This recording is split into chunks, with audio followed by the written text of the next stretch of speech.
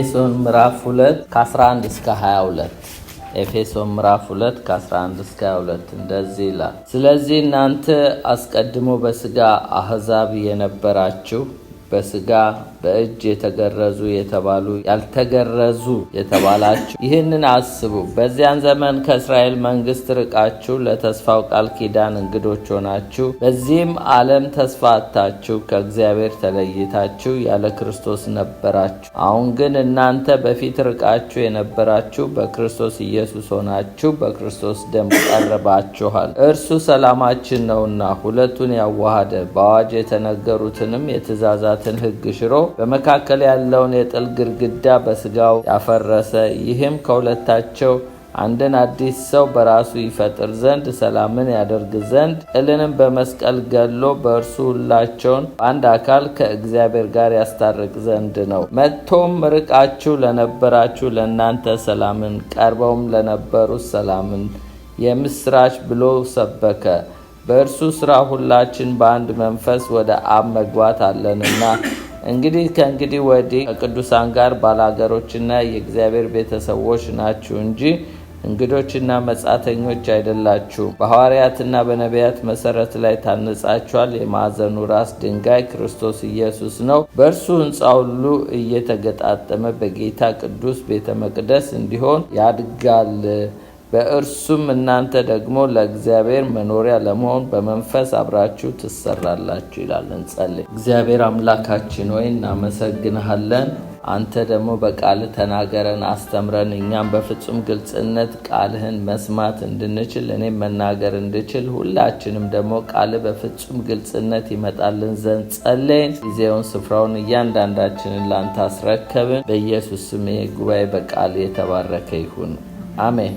ኤፌሶን ምዕራፍ 2 ከ11 እስከ 22 ነው ያነበብኩት። ባለፈው የተማርነው ትዝ ይላችሁ እንደሆነ ትንሽ ሰመራይዝድ አድርጌ ወደ ዛሬው እገባለሁ። በዚያን ዘመን የሚል ነው፣ አት ዛት ታይም የሚል ነው። ያ አወር አይደንቲቲ ወይም ደግሞ የኛ ፖዚሽን ዊዛውት ክራይስት የነበርንበት ጊዜ፣ ካለ ክርስቶስ ቢፎር ክራይስት ወይም ዊዛውት ክራይስት የኖርንበት የዛ ዘመን ምን ይመስላል? 7 ነጥቦች አይተን ነበር። በዚያን ዘመን ይላል የመጀመሪያው፣ በዚያን ዘመን ጀንታይልስ አሕዛብ ነበራችሁ ይላል። በሥጋ አሕዛብ የነበራችሁ ይለናል። 11 እና 12ን ስትመለከቱ ጀንታይል ኢን ዘ ፍለሽ ይላል። ሁለተኛ በዚያን ዘመን አንሰርከምሴሽን ወይም ደግሞ ያልተገረዙ የተባላችሁ ይላል። በእጅ የተገረዙ በተባሉ ያልተገረዙ የተባላችሁ who are called uncircumcision ይላል በዚያን ዘመን። ሶስተኛው በዚያን ዘመን excluded ወይም ደግሞ የተገለላችሁ being aliens፣ በዚያን ዘመን ከእስራኤል መንግስት ርቃችሁ ይላል። exclude from the people of God, being aliens from the ኮመንዌልዝ ኦፍ እስራኤል ይላል። አራተኛው በዚያን ዘመን ይላል እንግዶች ሆናችሁ ነበር ይላል። ለተስፋው ቃል ኪዳን እንግዶች ሆናችሁ ይላል። strangers to the covenants of promise ይላል። አምስተኛው በዚያን ዘመን without hope ያለ ተስፋ ነበራችሁ። በዚህ ዓለም ተስፋን አጣችሁ without hope ነበራችሁ ይላል። ስድስተኛው በዚያን ዘመን without God ያለ እግዚአብሔር ነበራችሁ፣ ከእግዚአብሔር ተለይታችሁ ይላል። without God in the world በዚህ ዓለም ያለ እግዚአብሔር ነበራችሁ ይላል። የመጨረሻው በዚያን ዘመን without Christ ካለ ክርስቶስ ነበራችሁ፣ ያለ ክርስቶስ ነበራችሁ። you were at that time without Christ። ይሄ እንግዲህ ቀድሞ የምንታወቅበት አይደንቲቲ ነው። እኛ ድሮ በዛ ነው። አሁን ግን ዛሬ የምናየው የዛሬው ቶፒክ አሁን ግን የሚል ነው። በትናው አሁን ግን our identity ወይም position in Christ አሁን በክርስቶስ ኢየሱስ ካለን በኋላ ማነን የሚለውን ስንመለከት፣ አንደኛ አሁን ግን ከሩቅ ወደ ቅርብ but now from far to near ኤፌሶን ምዕራፍ 2:13 ላይ አሁን ግን እናንተ በፊት ርቃችሁ የነበራችሁ በክርስቶስ ኢየሱስ ሆናችሁ በክርስቶስ ደም ቀርባችኋል። አሁን ግን ማነን? አይደንቲቲያችን አሁን የቀረብነን። አሁን ግን እናንተ ከሩቅ ወደ ቅርብ የመጣችሁ ናችሁ። but now from far to near። ሁለተኛው አሁን ግን ከመከፋፈል ወደ አንድነት መጣችኋል ነው የሚለው። but now from division to unity ወደ አንድነት መታችኋል። ኤፌሶን ምዕራፍ 2:14 ላይ እስከ 15 እርሱ ሰላማችን ነውና ሁለቱን ያዋሃደ በአዋጅ የተነገሩትን የትእዛዛት ሕግ ሽሮ በመካከል ያለውን ጥል ግድግዳ በስጋው ያፈረሰ ይላልና እርሱ ሰላማችን ነው። አሁን ተዋህዳችኋል፣ ዩኒቲ ፈጥራችኋል። አሁን የጠብ ግድግዳ ፈርሷል ነው የሚለው። ሶስተኛው አሁን ግን ይላል፣ አሁን ግን ከአሮጌ ወደ አዲስ መጣችኋል። ቀድሞ አሮጌ ነበራችሁ፣ አሁን ወደ አዲስ but now from old to new ምንድነው ከአሮጌ ወደ አዲስ የመጣ ነው? ኤፌሶን ምዕራፍ 2:15 ይህም ከሁለታቸው አንድን አዲስ ሰው በራሱ ይፈጥር ዘንድ ሰላምን ያደርግ ዘንድ ነው። አሁን እናንተ አዲስ ፍጥረት ናችሁ፣ አሮጌው ነገር አልፏል፣ ከአሮጌ ወደ አዲስ መጣችኋል። በዛን ዘመን እንደዛ ነበራችሁ፣ አሁን ግን እንደዛ ነው የሚለው። አራተኛው አሁን ግን ከጥላቻ ወደ እርቅ መጣችኋል ነው የሚለው። but now from hostility to reconciliation ወደ እርቅ መጣችኋል ነው የሚለው። ኤፌሶን ምዕራፍ 2:16 ላይ ጥልንም በመስቀል ገሎ በእርሱ ሁለታቸውን በአንድ አካል ከእግዚአብሔር ጋር ያስታርቅ ዘንድ ነው። አሁን ጥልን ገሎት በመስቀል ገሎታልና ሁለታቸውን አንድ አድርጎ ወደ እርቅ አምጥቶናል። አሁን እኛ ታርቀናል፣ አሕዛብና አይሁዶች ነው የሚለው። አምስተኛ አሁን ግን ከራስ ጥረት ወደ እግዚአብሔር ስራ መጣችኋል። ይሄም ደግሞ የመጣችሁት ምንድነው?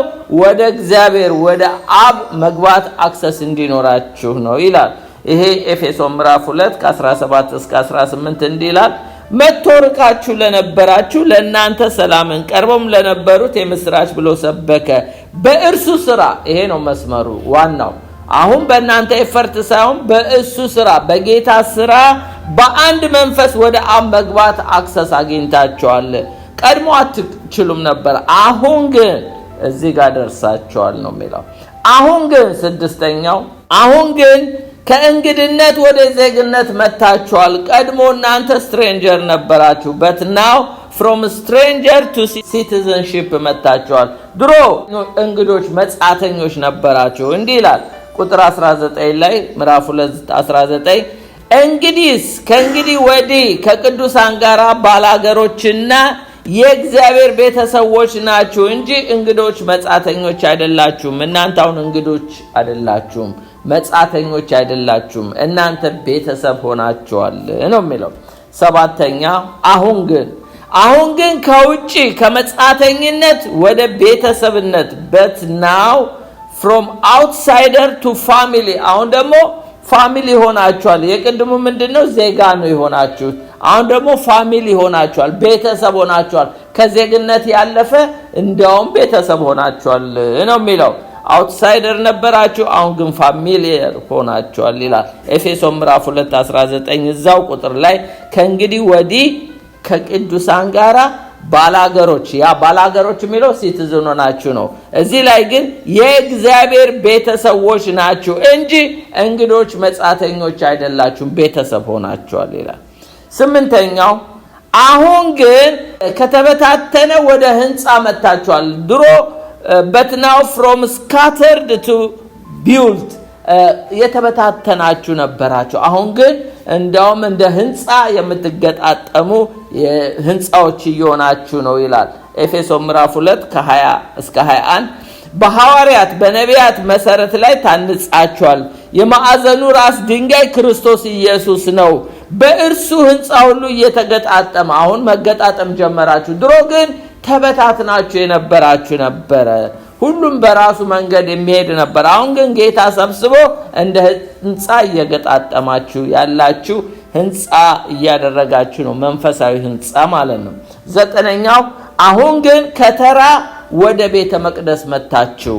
but now from ordinary to temple ተራ ሰዎች ነበራችሁ፣ አሁን ግን የእግዚአብሔር ቤተ መቅደስ ሆናችሁ ይላል። 21 ላይ እንደዚህ ይላል፣ በእርሱ ህንጻ ሁሉ እየተገጣጠመ በጌታ ቅዱስ ቤተ መቅደስ እንዲሆን ያድጋል ይላል። እናንተ አሁን ቤተ መቅደስ ሆናችኋል፣ ተራ ሰዎች አይደላችሁም ይላል።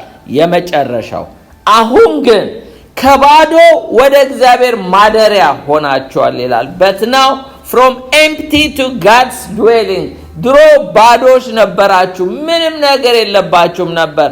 ያው ቢኖርባችሁም አጋንንት ነበር፣ ሌላ ምንም የላችሁም። አሁን ግን የእግዚአብሔር ማደሪያ ናችሁ፣ እግዚአብሔር የሚኖርባችሁ፣ መንፈሱ ያደረባችሁ፣ ባዶ አይደላችሁም እያለን ነው ኤፌሶን ምዕራፍ 2:22 ላይ። እርሱም እናንተ ደግሞ ለእግዚአብሔር መኖሪያ ለመሆን በመንፈስ አብራችሁ ትሰራላችሁ። ለእግዚአብሔር መኖሪያ dwelling place ለመሆን እግዚአብሔር በሰማይ ብቻ ሳይሆን ዛሬ በእናንተም ይኖራል፣ ያድራል። ዛሬ እናንተ ባዶዎች አይደላችሁም እያለ ይሄን ባጭሩ ሰመራይዝድ ላድርግላችሁ። ርዕሴ አሁን ግን በትናው የሚል ነው። our identity በክርስቶስ ኢየሱስ ያለን አይደንቲቲ ማን ነው? በፊት ሰባቱ ያየናቸው ከክርስቶስ በፊት የነበረን አይደንቲቲ ነው። አሁን ግን እነዚህ 10 ነጥቦች ምንድናቸው? draw near ቀርበናል፣ we are closed አሁን ቀርበናል። ስለዚህ ሩቅ አይደለንም፣ ለእግዚአብሔር ሩቅ አይደለንም፣ ለእግዚአብሔር ቤተሰቦች ሩቅ አይደለንም። ከእንግዲህ ወደ ራሳችሁን እንደቀረበ እንጂ እንደ ባይተዋር፣ እንደ እንግዳ፣ እንደ ሩቅ ሰው አትቁጠሩ። ለእግዚአብሔር ቤት እንግዶች አይደላችሁ፣ መጻተኞች አይደላችሁ፣ ቀርበናል ነው የሚለው። ሌላው ዩኒቲ አንድ ሆነናል። we are one no ጀንታይልስ የለም፣ አይሁድ የለም፣ በክርስቶስ we are one አንድ ሆነናል ነው የሚለው። ሌላው ሶስተኛው ኒው ክሪኤሽን አዲስ ፍጥረት ሆነናል። ይሄ አዲስ ፍጥረት የሆነው በመንፈስ ቅዱስ እንደገና ሪክሬት አድርጎን ነው። እግዚአብሔር በመንፈስ አዲስ ልደት ሰጥቶን ነው። ስለዚህ you are new creation። አራተኛ reconciliation ታርቀናል። we are reconciled እኛ አሁን ታርቀናል፣ ከእግዚአብሔር ጋር ታርቀናል። ጠበኞች አይደለንም። ቀድሞ ግን ጠበኞች ነበርን፣ ከእግዚአብሔር ጋር ጠበኞች፣ እርስ በርሳችን የምንጠላላ። አሁን ግን የእግዚአብሔር ጋር ታርቃችኋል በክርስቶስ ኢየሱስ። ስለዚህ የእናንተ አይደንቲቲ እንደ ታረቀ ሰው፣ አዲስ ፍጥረት እንደሆነ፣ ዩኒቲ እንዳለው፣ እንደገና ወደ እግዚአብሔር እንደቀረበ ሰው ራሳችሁን ቁጠሩ። ባይተዋር ራሳችሁን አድርጋችሁ አትቁጠሩ ነው። ሌላው አክሰስ ቱ ዘ ፋዘር ወደ መግባት አክሰስ ያለን ሰዎች ነን። የኛ አይደንቲቲ አሁን ቀድሞ አንችልም፣ ሩቅ ነበርን። ከእስራኤል እንኳን መንግስት ርቀን ነበር እንኳን ለእግዚአብሔር። አሁን ግን ቀርባችኋል። ስለዚህ አክሰስ አላችሁ ወደ ቅዱሰ ቅዱሳን ክርስቶስ በመረቀው ደም መግባት አክሰስ አላችሁ። የእናንተ አይደንቲቲ በዚህ ነው የምትታወቁት። ሌላው ሲቲዝንስ ዜጎች ነን እና we are citizens እኛ የሰማይ ዜጎች ነን። አገራችን በሰማይ ነው። ስለዚህ እኛ ለሰማይ መንግስት ቅርብ ነን። በሰማይ መንግስት ውስጥ አገር ያለን የእግዚአብሔር ሲቲዝን እኛ ኗሪነታችን፣ ዜግነታችን ሰማይ የሚያውቃችሁ እንደዚህ ነው ነው የሚለው። እንደዚህ ታውቁታላችሁ ራሳችሁን ወይስ ሰማይ ብቻ ነው የሚያውቀን? ራሳችን ጋር መዋሃድ አለበት። እኛ የሰማይ ሲቲዝን ነን። ሰማይ የሚያውቀው መንግስተ ሰማያት የሚገቡትን የራሱ የሆኑትን ክርስቶስ ያውቃቸዋል። እንደው በክርስትና ስም ብዙ ሰዎች ለባብሰው አምረው አጊጠው መንፈሳዊ ቃል ስለተናገሩ ሲቲዝንሺፕ ያላቸው ይመስላሉ። አይደለም። ጌታ የራሱ የሆኑትን ያውቃል። በመንፈስ ሲልድ የተደረጉ እያንዳንዳቸው የክርስቶስ ደም የዋጃቸው እናንተ በዛ ነው የምትታወቁት ነው የሚለው። ሌላው household of God ቤተሰቦች ነን። we are family እኛ አሁን የእግዚአብሔር ቤተሰቦች ነን። ሲቲዝን ብቻ አይደለም፣ ከሲቲዝንም አልፎ የእግዚአብሔር ቤተሰቦች ነን። በዚህ ነው የምንታወቀው። የእግዚአብሔር ቤተሰብ የት ነው ሲባል ድሮ የት ነበረ ኢትዮጵያዊ ጀንደረባ የሚሄደው? እስራኤል። አሁን ግን ቤተክርስቲያን ነው የሚሄደው። እግዚአብሔር ቤተሰቦች ያሉት እዛ ነው። ሌላው ቢልት አፕ ታንጻችኋል፣ እየታነጻችሁ ነው። we are building አሁን እኛ የእግዚአብሔር ህንጻዎች ነን። ጳውሎስ ይላል አይደል እንደ በቆሮንቶስ ላይ ምዕራፍ 3 ላይ እኛ የእግዚአብሔር ህንጻዎች ነን፣ እኛ እየታነጽን ነው፣ ህንጻዎቹ ነን፣ ሕያዋን ድንጋዮች ናችሁ ይላል። እንደውም መንፈሳዊ ቤት ለመሆን ተሰሩ ነው የሚለው። ስለዚህ እኛ የእግዚአብሔር ህንጻ በዚህ ነው የምንታወቀው። ይሄ ነው መታወቂያችን። ሌላው ሆሊ ቴምፕል ቤተ መቅደስ ነን። እግዚአብሔር አሁን እጅ በሰራው ቤተ መቅደስ አይኖርም። we are a temple የእግዚአብሔር ቤተ መቅደሶች ናችሁ ነው የሚለው። እኔስ የእግዚአብሔር ቤተ መቅደስ ነኝ የምትሉ? አዎ የእግዚአብሔር ቤተ መቅደስ ነን። ያ ብቻ አይደለም። አሁን ግን እግዚአብሔር ቤተ መቅደስ ብቻ አይደለም ያደረገው፣ dwelling place መኖሪያው እዛ ውስጥ እኛ ውስጥ አለ። we are God's dwelling place የእግዚአብሔር ማደሪያዎች ናችሁ። ባዶ አይደላችሁም። እናንተ ኤምፕቲ አይደላችሁም። ስትወጡ ስትገቡ እግዚአብሔር በውስጣችሁ አለ። መንፈሱ በእናንተ ውስጥ አለ። የክብር ተስፋ የሆነው ክርስቶስ በእናንተ ውስጥ አለ። አሁን እናንተ ባዶ አይደላችሁም ነው የሚለው። መቼም ባዶ ያሆነ ከሆነ አጋንንት ያደረበት ብቻ ነው። ባዶ ብሎ ነገር የለም። ወይ አጋንንት ያለበት ወይ እግዚአብሔር ያለበት ነው በሰው ውስጥ። ስለዚህ ቀድሞ ዲያብሎስ ነበር። ጌታ ግን አጽድቶ በደሙ አጥቦ ካጸዳ በኋላ የሱ ድዌሊንግ ፕሌስ አድርጓቸዋል። እግዚአብሔርን ሰው ለመፈለግ ሰማይ አይሄድም፣ ወደኛ ነው የሚመጣው። ለምን? እግዚአብሔር በእናንተ ውስጥ አለ። አንድን አይሁድ ይላል 10 ሰዎች እግዚአብሔር ካንተ ጋር ነው ብለው ይከተሉታል ይላል አይደለ? የትንቢት መጽሐፍ ላይ። ስለዚህ እኛ ጋር እግዚአብሔር አለ። ድዌሊንግ ፕሌስ ነው። በዚህ ነው የምትታወቁት ይላል። እሺ የቀደመው አይደንቲቲያችንን አየን፣ የአሁኑን አይደንቲቲያችንን አየን። ለመሆኑ ይሄ አይነት የአይደንቲቲ ለውጥ በምን ምክንያት መጣ? እንዴት መጣ ብለን ስንመለከት አሁን ወደ ዋናው ፖይንት እንመጣለን። ይህ ሁሉ ሊሆን የቻለው እንዴት ነው? አንደኛ brought near by the blood of Christ፣ በክርስቶስ ደም ቀርባችኋል ነው የሚለው። ወደ መቅረብ ያመጣን የክርስቶስ ደም ነው። አያችሁ ወገኖቼ፣ ኃጢአት ሰውን ከእግዚአብሔር ያርቃል፣ ሰውን ከሰው ያራርቃል። ኃጢአት ማራራቅ ነው ስራው። የክርስቶስ ደም ደግሞ ማቀራረብ ነው። ደሙ ከኃጢአት ሲያነጻን ያቀርበናል። ለዚህ ነው ኤፌሶን 2:12 ላይ በዚያን ዘመን ከእስራኤል መንግስት ርቃችሁ ለተስፋው ቃል ኪዳን እንግዶች ሆናችሁ በዚህ ዓለም ተስፋ አጣችሁ ከእግዚአብሔር ተለይታችሁ ያለ ክርስቶስ ነበራችሁ ይላል። አሁን ግን እናንተ በፊት ርቃችሁ የነበራችሁ በክርስቶስ ደም ይላል። በክርስቶስ ሆናችሁ በክርስቶስ ደም ቀርባችኋል ይላል። it is not by effort፣ በእናንተ ጥረት አይደለም። it is not by religion፣ በሃይማኖት አይደለም፣ በስራም አይደለም። በምን? በክርስቶስ ደም። እስቲ በክርስቶስ ደም በሉ። ይኸውላችሁ ምንም ትምክት የለንም። ስራዬ አይደለም፣ ሃይማኖቴ አይደለም፣ ወይም ደግሞ የኔ ጥረት አይደለም። እዚህ ያቀረበኝ የክርስቶስ ደም ብቻ ነው። እግዚአብሔር የክርስቶስን ደም ሲያይ ብቻ ነው ዌልካም የሚለው። ምክንያቱም ድሮ እንዳትቀርብ ነው የሚለው በሲና ተራራ ላይ በተገለጠ ጊዜ። አሁን ግን ደም ፈሷል፣ ስርየት ተደርጓል፣ አይደንቲቲ ለውጥ ተካሂዷል። አሁን በክርስቶስ ደም መቅረብ ሆኖላቸዋል ይላል። ሁለተኛ Christ himself is our peace። ክርስቶስ ሰላም ሰጪ ፒስ ሜከር ብቻ ሳይሆን ራሱ ሰላም ነው። ምን ይላል ኤፌሶን 2:14-15? እርሱ ሰላማችን ነውና። እስቲ በሉት።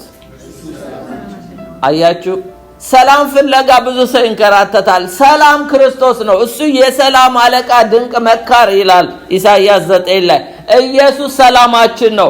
እሱ ሰላማችን ነው። ሁለቱን ያዋሃደ በአዋጅ የተነገሩትን የትእዛዛትን ሕግ ሽሮ በመካከል ያለውን የጥል ግድግዳ በስጋው ያፈረሰ፣ ይህ ከሁለታቸው አንድን አዲስ ሰው በራሱ ይፈጥር ዘንድ ሰላምን ያደርግ ዘንድ ይላል።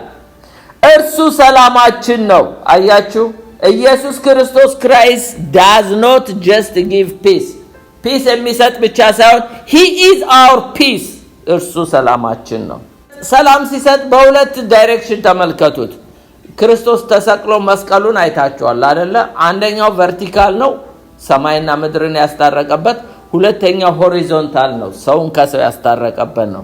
ፒስ ዊዝ ጋድ በመጀመሪያ ሮሜ 5:1 ላይ እንዲላል እንግዲህ በእምነት ከጸደቅን በእግዚአብሔር ዘንድ በጌታችን በኢየሱስ ክርስቶስ ሰላምን እንያዝ ይላል። በጌታችን በኢየሱስ ክርስቶስ ሰላምን እንያዝ።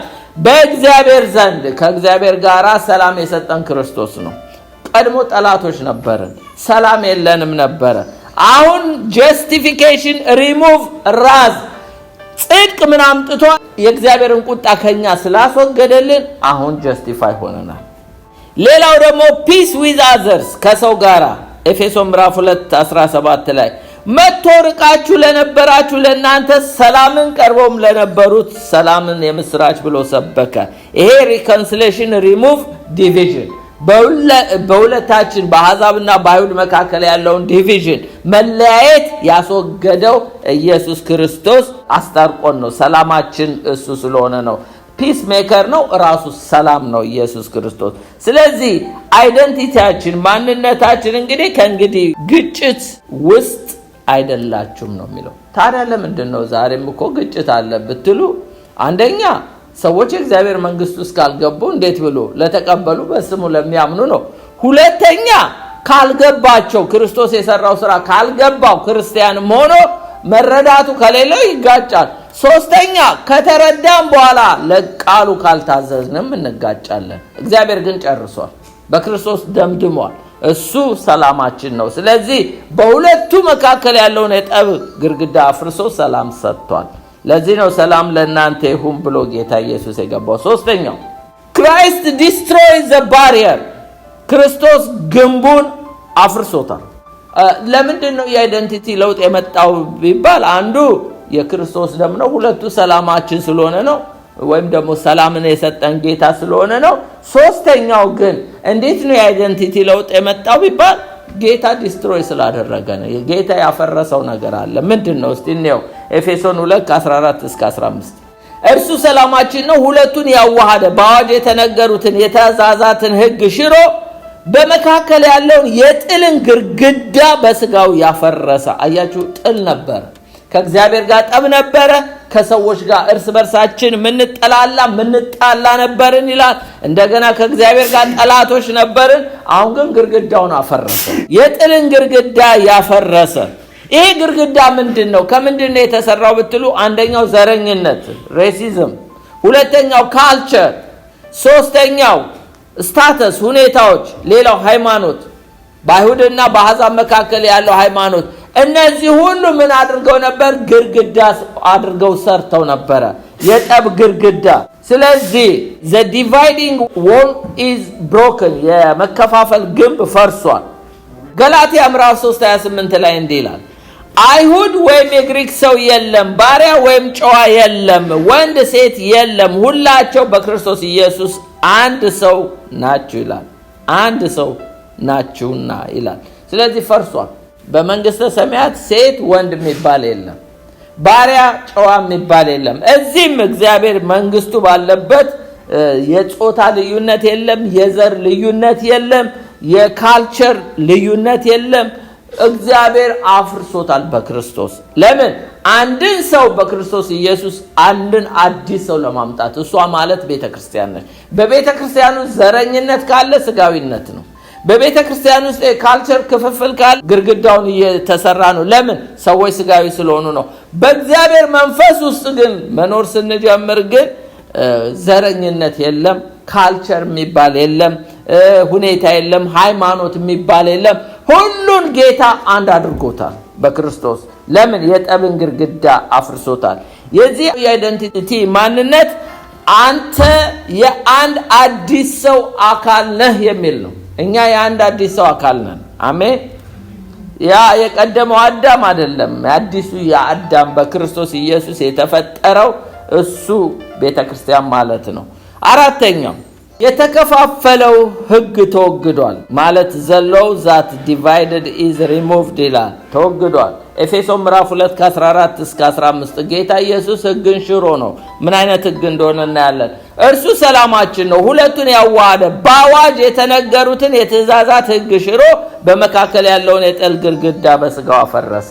ክርስቶስ የትኛውን ሕግ ነው የሻረው ብለን ብንመለከት ለሙሴ የተሰጠው 3 ሕግ ነው። 3 አይነት ሕግ ናቸው። አንደኛው ሞራል ሎ የተባለ ነው። ይሄ ሞራል ሎ 10ቱ ትእዛዛት ናቸው። ሌላው ደግሞ ሴሬሞኒያል ሎ የተባለው ነው። ስርዓተ ሕግ የተባለው ነው፣ የመቅደሱ ስርዓት። ሌላው የፍርድ ወይም የማህበራዊ ሕግ ሲቪል ሎ የተባለ ነው። ግን ኢየሱስ ክርስቶስ ሞራል ሎን አትንካ፣ አትቅመስ፣ አትግደል የሚለውን የሙሴን ሕግ 10ቱን ትእዛዛት አልሻረውም፣ ፈጸመልን እንጂ። ነገር ግን ኢየሱስ ክርስቶስ አሁንም ቢሆን 10ቱ ትእዛዛት በክርስቲያን ስለሆነ አሁንም አታመንዝር ይላል፣ አሁንም አትግደል ይላል። እንደውም አጠነከረው ጌታ ኢየሱስ። እናንተ ወንድሙን የሚጠላ ነፍሰ ገዳይ ነው የሚለው። ድሮ ግን ሰውን በገደለ ነው ገደልክ የሚባል። አመንዝራ ድሮ ያመነዘረ ነበረ በድንጋይ የሚወገር። አሁን ግን የእግዚአብሔር ቃል ምን ይላል? ወደ ሴት አይቶ የተመለከተ የተመኘው ሁሉ አመንዝራ ነው የሚለው። ስለዚህ እንደውም ኢየሱስ መንፈሳዊ አድርጎ አጠነከረው እንጂ 10ቱን ትእዛዛት አልሻረውም። ግን በጸጋው ነው የምንፈጽመው። ሌላው ሲቪል ሎ የሚባለው አለ። ሲቪል ሎ ጁዲካል ሎ የሚባለው ነው። የእስራኤሎች እንደ ኮንስቲቲዩሽን አድርገው የሚጠቀሙበት ነው። በተለይ በብሉይ ኪዳን ይሄ ሲቪል ሎ ማለት 10ቱን ትእዛዛት ዲቴል እንዴት መፈጸም እንዳለ የሚያስተምር ነው። እሱን ብሉይ ኪዳን ሄዳችሁ አጥኑት። ግን ኢየሱስ የሻረው ሴሬሞኒ አለ የተባለው ይሄ በትእዛዛት አዋጅ የወጣው ምንድነው? እሱ የአምልኮ ስርዓቶች፣ መስዋዕት፣ በዓላት የሚመለከቱ ክርስቶስ የፈጸማቸው ምሳሌ ናቸው። አሁን ለምሳሌ በድሮ ጊዜ መስዋዕት ይቀርብ ነበር። አሁን ግን መስዋዕት አይቀርብም፣ ተሽሯል። ለምን? ክርስቶስ ኢየሱስ ነው መስዋዕት ይሆነልን። ድሮ ታቦት ይሰራ ነበር። አሁን ግን ታቦት አያስፈልግም። ለምን? እግዚአብሔር በሰዎች ውስጥ ነው ያደረው። አሁን በሳጥን ውስጥ አይደለም እግዚአብሔር ያለው። ድሮ ሌዋዊ ብቻ ነበር የሚያገለግለው። አሁን ግን የአዲስ ኪዳን ካህናቶች በክርስቶስ ኢየሱስ ሁሉ የዳኑ ናቸው። ተሽሯል። ሴሬሞኒ አለ ማለት በመቅደስ ውስጥ የሚደረገው ስርዓት በሙሉ ጥላ ነበር። አሁን ቤተ መቅደስም አያስፈልገው። እግዚአብሔር በእኛ ውስጥ ማደር ጀምሯል። መቅደሱ እጅ በሰራው አይደለም። ስለዚህ ሴሬሞኒ አለ እንዳለ በአዋጅ የተነገረው ይሄ ነበረ አንድም አሕዛብና አይሁድን የለየው። ምክንያቱም አትስረቅ፣ አትግደል፣ አታመንዝር አሕዛቡም ጋር ይሰራል። ይሄ ሴሬሞኒ አለ ግን አይደለም ለአይሁዳዊ ለአሕዛብ ለአይሁዳዊ ሰው እንኳን ከሌዊ በቀር ካህን ሆኖ መቅረብ አይችልም። ንጉስ እንኳን ለምን አይሆንም? እሱን ሁሉ ግን ጌታ አሁን ሽሮታል። ለምን? ፈጽሞታል። የጌታ ጥላዎች ነበሩ። ሄዳችሁ ዕብራውያን መጽሐፍን በሙሉ ብታነቡት የሚያሳየው እንዴት ጥላ እንደሆነ ነው። እና ስለዚህ ይህንን የትእዛዛትን ሕግ ሽሮ ይላል ሁለቱን ያዋሃደ አሁን አይሁዳዊ የለም፣ አሕዛብ የለም። ሁለቱም በክርስቶስ ኢየሱስ ሥጋ በኩል በደሙ በኩል ወደ እግዚአብሔር መቅረብ ይችላሉ። ሁሉም ወደ ክርስቶስ የመጣ የንጉሥ ካህን መሆን ይችላል። ሁሉም ደግሞ ከእንግዲህ ወዲያ ሊቀ ካህን አያስፈልገንም። ሊቀ ካህኑ ክርስቶስ ኢየሱስ ብቻ ነው። ስለዚህ ይሄንን ሕግ ነው ሽሮታል የሚለው። አምስተኛው the cross killed enmity ጥልን በመስቀል ገሎ ይላል። አንዱ ደግሞ ሕግ መቻ ሽሮ አይደለም አይደንቲቲ ለውጥ ያመጣው መስቀል ላይ ኢነሚቲን ወይም ጥልን ገሏል ይላል። ጥልን እንዴት እንደገደለ ቁጥር 16 ላይ ጥልን በመስቀል ገሎ በእርሱ ሁለታቸውን በአንድ አካል ከእግዚአብሔር ጋር ያስታርቅ ዘንድ ነው ይላል።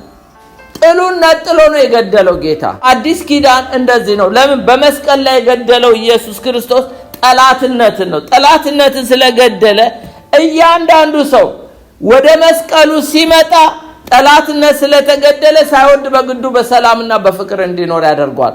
ለምሳሌ አንድ ቀላል ምሳሌ ልስጣችሁ። ሁለት ሰዎች ተጣልተው ሁለቱም ክርስቲያን ሆነው መስቀሉ ጋር ቢመጡ ጌታ ምንድነው የሚለው? አስቀድመ መስዋዕቱ ጋር ያለውን ትተህ ሄደ ከወንድም ጋር ተስማማ ነው የሚለው። ለምን? ኢየሱስ ገሎታል። ተጣልቶ ጸሎት የለም፣ ተጣልቶ ክርስትና የለም። ስለዚህ አስቀድመ ተስማማ ነው የሚለው። ምክንያቱም በመስቀል ላይ ጠብን ስለገደለ ሁለቱም ወደ ጌታ ሊመጡ ሲሉ አስቀድመው መስማማትን አለባቸው። ለምን? ጠብ ተገሏል። ጠብ ይዞ በጌታ ፊት መቅረብ አይቻልም። አዲስ ኪዳን እንደዛ ነው። ገሎታል። ሆስቲሊቲን ጥላቻን ገሎታል። ግን አሁን አለ የለም ብትሉ አለ። ለምንድን ያለው ብትሉ አንደኛ በመንፈሳዊ ነገር ሰዎች እስካላደጉ ድረስ ስጋዊ እስከሆኑ ድረስ ጠብ አለ። ሁለተኛ መስቀሉ ጋር በትክክል እውነተኛ ጄኒውን ክርስቲያን ልሁን ያለ ሰው የግድ ከክርስቶስ ጋር ለመስማማት አስቀድሞ ከተጣላው ሰው ጋር መስማማት አለበት። አለበለዚያ እየጠሉ ከእግዚአብሔር ጋር ህብረት የለም። ምክንያቱም ጌታ ገሎታል።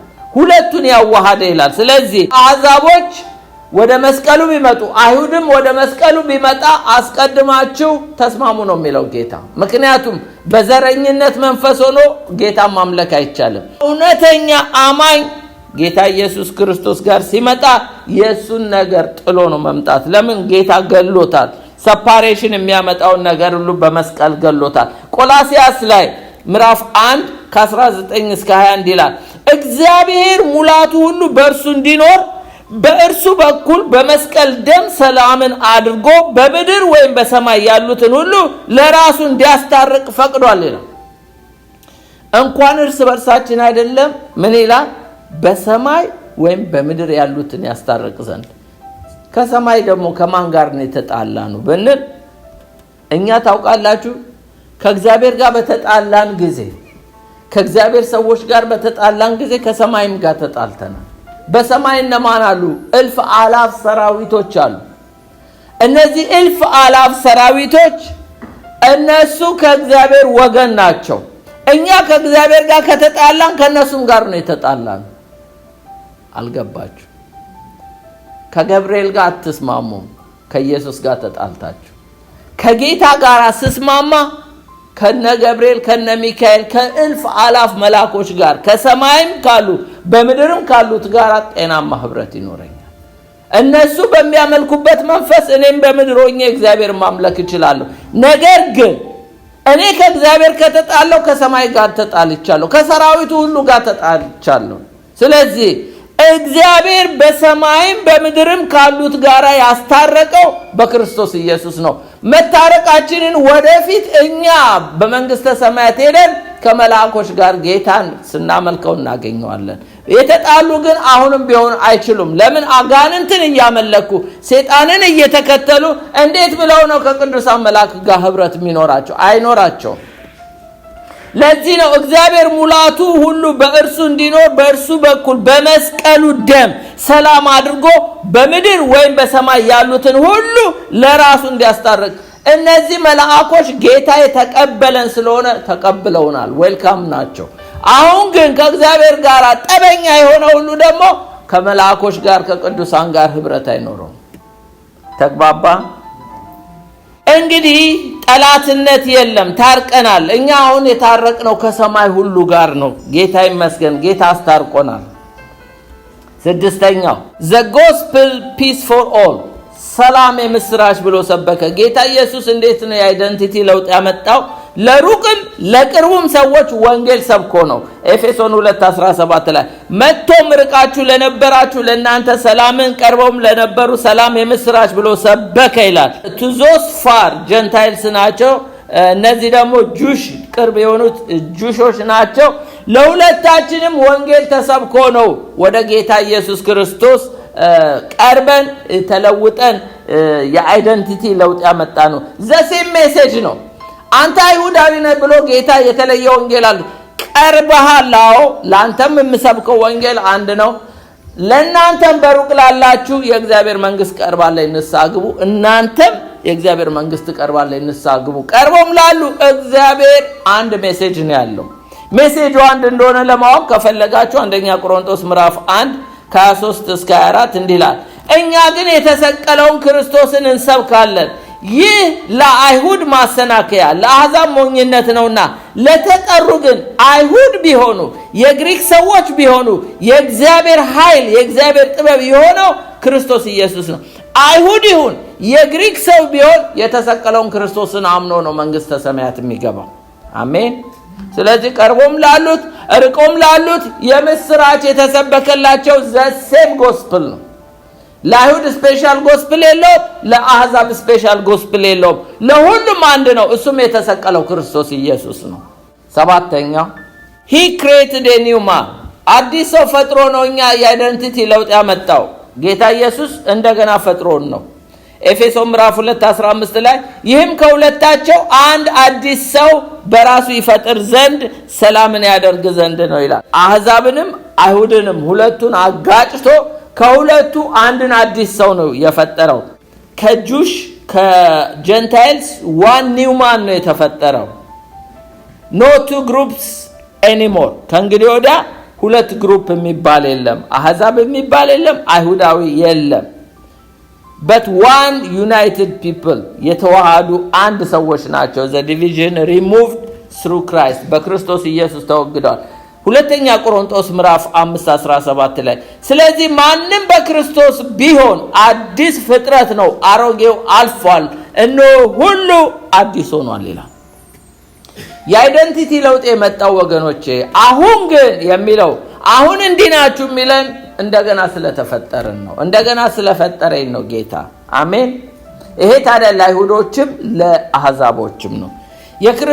በክርስቶስ ያለን ማንነት ካሁን በኋላ በቀድሞ ማንነታችን ላይ የተመሰረተ ሳይሆን አይሁዳዊ ወይም አሕዛብ በሚባለው ላይ ሳይሆን ሙሉ በሙሉ በአዲስ መንፈስ የዳነው ማንነታችን ወይም በአዲስ ልደት በዳነው ማንነታችን ላይ ነው። ይህ አዲስ የተፈጠረው በሰው ጥረት ሳይሆን በእግዚአብሔር ነው። ይሄ ክርስቶስ እኛን አላሻሻለንም ወይም ሞዲፋይ አላደረገንም፣ አዲስ አድርጎ ነው የፈጠረን። አሮጌው አልፏል ይላል። በክርስቶስ ውስጥ ያለ አንድነት በመንፈስ ነው፣ የተፈጥሮ ሳይሆን ሱፐርናቹራል በሆነ በእግዚአብሔር ሚራክል የተፈጠረ ነው እንጂ ዝም ብሎ የተፈጥሮ በመጋባት በመዋለድ የመጣ አይደለም። ይሄ አዲስ ፍጥረት እኛ ሱፐርናቹራል በሆነ በእግዚአብሔር ችሎታ ነው አሕዛብንና አይሁድን አዋህዶ ከሁለቱ አዲስን ሰው የፈጠረ እንጂ አንድ አባትና እናት ተጋብተው በተፈጥሮ እንደሚወልዱት ናቹራል የሆነ ነገር አይደለም። ሱፐርናቹራል በሆነ ሁኔታ ነው አዲስ ልደት ያገኘ ነው። ስምንተኛው የአይደንቲቲ ለውጥ የመጣው ክርስቶስ ምን ሰርቶ ነው? he reconciled us as one body አንድ አካል አድርጎ ነው ያስታረቀን። ጥልን በመስቀል ገድሎ በእርሱ ሁለታቸውን በአንድ አካል ከእግዚአብሔር ጋር ያስታርቅ ዘንድ ነው ይላል። ከእግዚአብሔር ጋር አስታርቆን ነው ወገኖቼ። አይሁዶችም አሕዛቦችም ከእግዚአብሔር ጋር ጠበኞች ነበሩ። ኢየሱስ ግለሰቦችን ብቻ ሳይሆን አንድ የተዋሃደ አካል ፈጥሮ እንዴት አድርጎ እንዳስታረቀን ነው። መለያየት ከእንግዲህ ወዲያ በአይሁድና በአሕዛብ መካከል ተወግዷል። ሰላም በሰዎች መካከል ብቻ ሳይሆን በእኛና በእግዚአብሔር መካከልንም ሰላም አድርጎ ነው። ከእንግዲህ ክርስቶስ አንድ ሆነናል፣ ተለያይተን አንኖርም። ምክንያቱም ክርስቶስ ሪኮንሳይል አድርጎናል፣ አስታርቆናል። ዘጠነኛው በእርሱ ስራ ሁላችን ወደ እግዚአብሔር እንግዲህ የመግባት አክሰስ አግኝተን ነው። አሁን እኮ አዲስ ለውጥ የተካሄደው በእርሱ ስራ፣ በማን? በእኔ ስራ አይደለም፣ በክርስቶስ ስራ ነው። እንዴት ወደ እግዚአብሔር መቅረብ ሰው ዛሬ ብዙ ሰዎች ብዙ ጻድቃን ብዙ መላእክትን እየጠሩ በእነሱ ወደ እግዚአብሔር ሊቀርቡ ይሞክራሉ። አይደለም፣ በጌታ ስራ ብቻ ነው። ምን ይላል እዚህ ጋር? through the Son በወልድ በኩል by the Spirit በመንፈስ ቅዱስ to the Father ወደ አብ መቅረብ ችለናል። በክርስቶስ ውስጥ በመንፈስ በኩል በመንፈስ ቅዱስ ወደ አብ መቅረብ ሆነልናል። through the Son by the Spirit to the Father። ስለዚህ ኖ ዲስታንስ በእኛና በእግዚአብሔር መካከል አሁን ርቀት የለም። ኖ ሪስትሪክሽን ገደብ የለም። እንደዚህ ከዚያ አትለፍ የሚል ገደብ የለም። ወደ እግዚአብሔር የመቅረብ አክሰስ አለ። አሁን ለኛ ፕሬየር ሪቹዋል አይደለም። ለኛ ጸሎት ከእንግዲህ ወዲያ ፌሎሺፕ እንጂ ለኛ ሃይማኖታዊ ስርዓት አይደለም። ጸሎት የሃይማኖት ስርዓት ሳይሆን ፌሎሺፕ ነው። ለምን? አክሰስ ስላለን። ስለዚህ አክሰስ ስላለን ከእግዚአብሔር ጋር እኛ ስንጸልይ ለፌሎሺፕ እንጂ የሃይማኖት ስርዓት ለመፈጸም አይደለም። ለምን? አክሰስ አለኝ። ከአባቴ ጋር ማውራት እችላለሁ፣ ከአምላኬ ጋር ማውራት እችላለሁ። አስረኛው the cornerstone is Christ Jesus የማዕዘን ራስ ድንጋይ ክርስቶስ ኢየሱስ ነው። ኤፌሶን 2 ላይ በሐዋርያት በነቢያት መሰረት ላይ ታንጻችኋል፣ የማዕዘኑ ራስ ድንጋይ ክርስቶስ ኢየሱስ ነው። መሰረታችሁ ክርስቶስ ነው። ለምን? ሐዋርያትና ነቢያት ያስተማሩት መሰረቱ ክርስቶስ ነው ብለው ነው። እናንተ የታነጻችሁት በክርስቶስ ላይ ነው። ፋውንዴሽናችሁ እናንተ እየታነጻችሁ ያላችሁ መሰረቱ ክርስቶስ ነው። መሰረት ብቻ አይደለም፣ የማዕዘን ራሱ ኮርነር ስቶኑ አሕዛብንና አይሁድን ያገጣጠመበት ደግሞ የማዕዘን ራሱ ክርስቶስ ኢየሱስ ነው።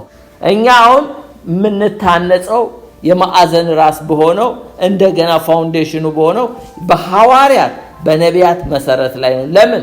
እናንተ ህንጻዎች ናችሁ ስለሚል ክርስቶስ ታዲያ መሰረት ሆኖ ነው የአይደንቲቲ ለውጥ የመጣው። ክርስቶስ የማዕዘን ራስ የቤተ ክርስቲያን ራስ ስለሆነ ነው ለኛ የአይደንቲቲ ለውጥ የመጣ። ሌላው in him the whole building is joined together በእርሱ ህንጻ ሁሉ እየተገጣጠመ ይላል። እናንተ በፊት የተበታተናችሁ ነበራችሁ ይላል ኤፌሶን 2:21 ላይ። በእርሱ ህንጻ ሁሉ እየተገጣጠመ በጌታ ቅዱስ ቤተ መቅደስ እንዲሆን ያድጋል ይላል። አንድ ህንጻ ወይም ደግሞ እንደ አንድ ህንጻ ነው አሁን የምንታየው። እንደ የተበታተንን ሆነን አይደለም። ምክንያቱም እያንዳንዳችን ሕያዋን ድንጋዮች ነን። ስለዚህ እርስ በርሳችን ተገጣጥመን የክርስቶስ ህንጻ ሆነን የክርስቶስ መሰረቱ ሆኖ እየተገጣጠምን የሚያገጣጥመን ግን ጌታ ነው። ምን ብሏል? ቤተክርስቲያንን በዚህ አለት ላይ እሰራለሁ ብሏል ኢየሱስ። የሚሰራው እሱ ነው፣ ባለቤቱም እሱ ነው። እሰራለሁ እንጂ ትሰራላችሁ አላለም። we are co-worker ከጌታ ጋር እንሰራለን፣ ግን ሰሪው እሱ እንደሆነ ነው።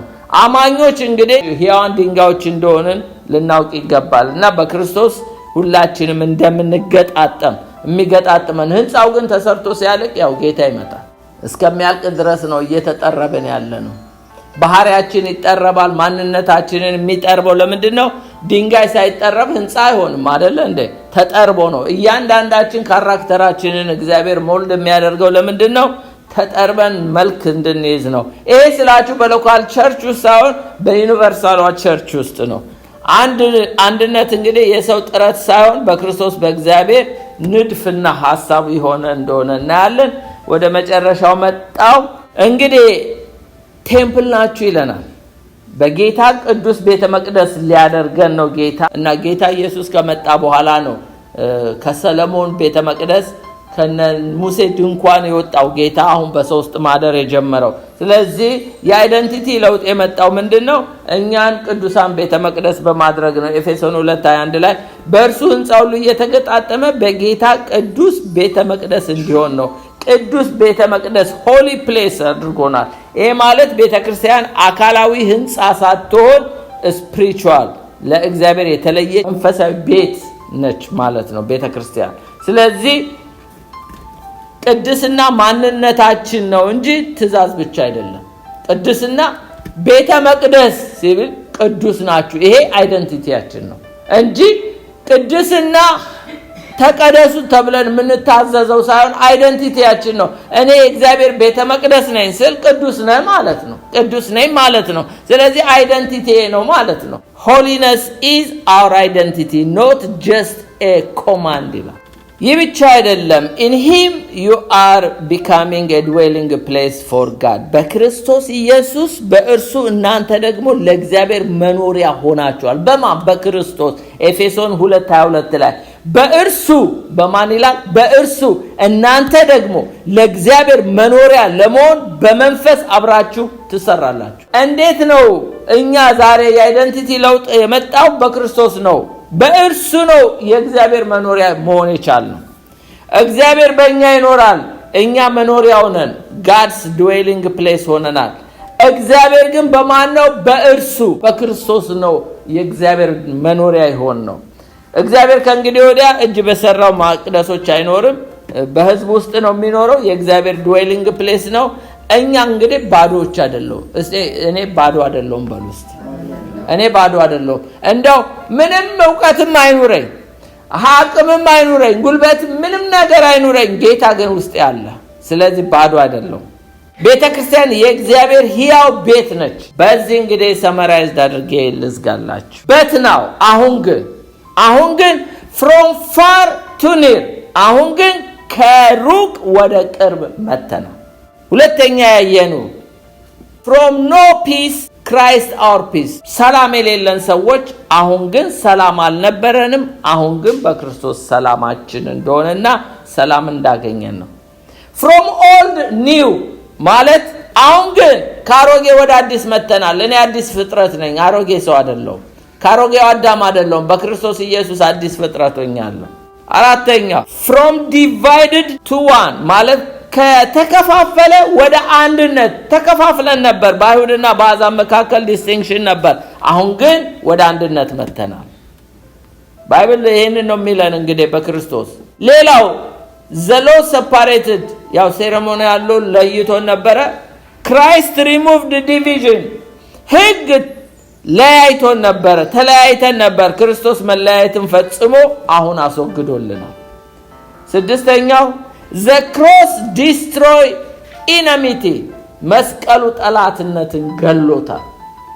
ሰባተኛው the gospel proclaim peace to all፣ ወንጌል ለሁሉም ሰላምን ያውጃል፣ ለቀረቡትም በሩቀትም ላሉት። ስምንተኛው ታረቅን፣ ሪኮንሳይል ሊሆን ነው፣ አንድ አካል እንድንሆን ነው። ከማን?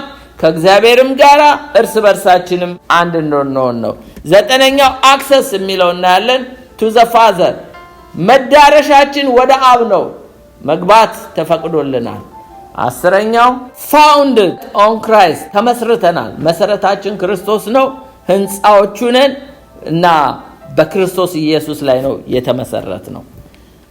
11ኛው joined together ይሄ ማለት ተቀላቅለናል፣ ተዋህደናል፣ አንድ ላይ ሆነናል። ከእንግዲህ ወዲያ እንደተበታተኑ ድንጋዮች አይደለንም። እርስ በርሳችን እየገጣጠመን ጌታ አንድ አካል እያደረገ እየሰራን ነው። 12ኛ built a holy temple ኢየሱስ ቤተ መቅደሱን እየገነባ ነው። እኛንን ቤተ መቅደሶቹ finally filled with God's himself በእግዚአብሔር በራሱ የተሞላን ነው።